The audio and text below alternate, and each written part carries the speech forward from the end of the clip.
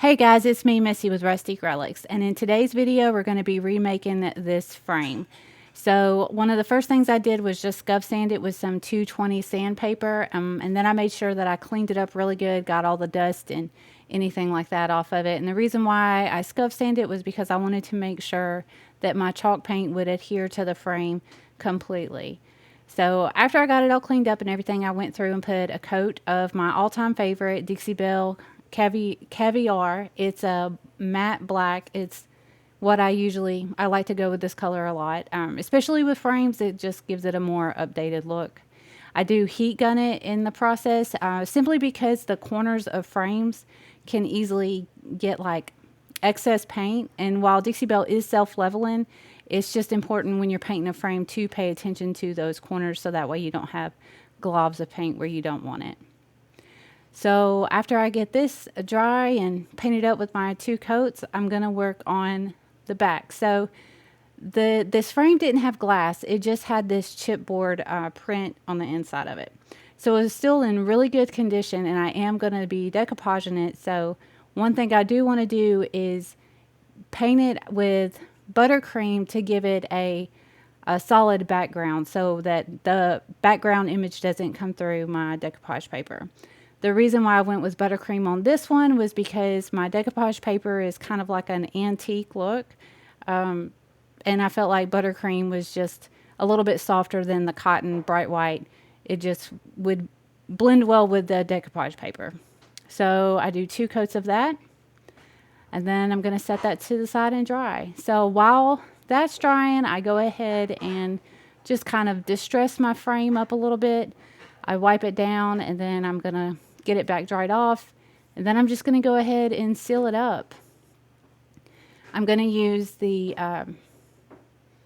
Dixie Belle clear coat in flat and just seal up the chalk paint so that way it doesn't distress anymore, or keeps it protected. That way it's easy to dust and that kind of stuff, but it's still going to keep it flat. It's still going to keep it that matte color, so it's going to look really good after it's all done. So yeah, I just do a coat of that, and then I'm going to set that to the side. And this is my decoupage paper. So this is Dixie Belle's paper that I'm using here.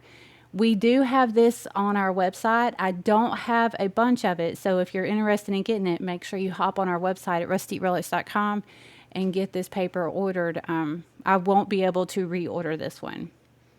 But okay, so what I'm going to do is, it's bigger than my chipboard, which is fine.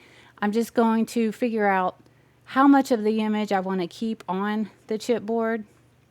And once I get it lined up and I'm happy with it, we'll go ahead and Modge Podge it to the board.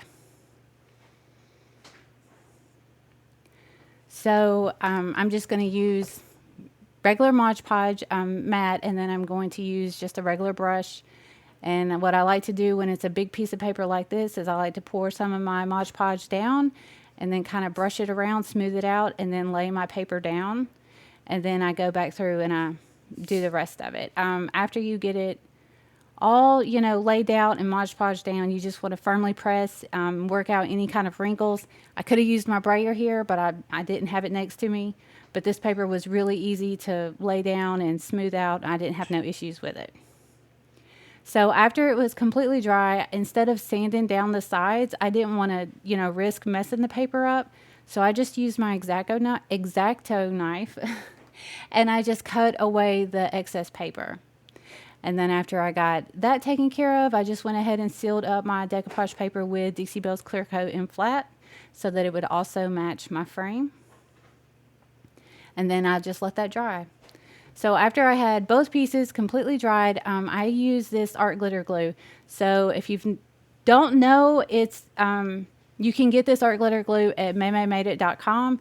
It's amazing. She introduced me to it, and now I'm like obsessed with using it on everything. It has a strong hold. It dries clear.